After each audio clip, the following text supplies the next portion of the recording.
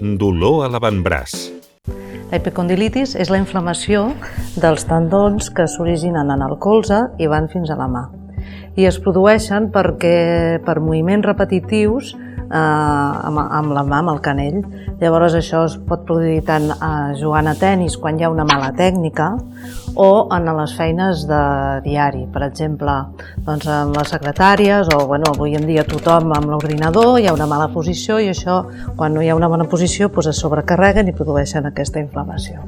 Els símptomes són principalment dolor amb uns gestos determinats.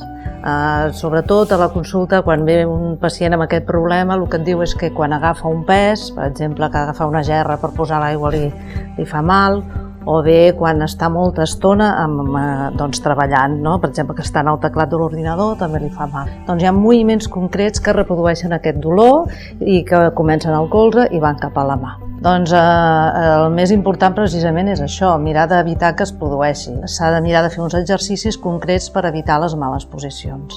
Estirar tota la musculatura que va pel dors del braç, fer aquest moviment així, i després la musculatura contrària.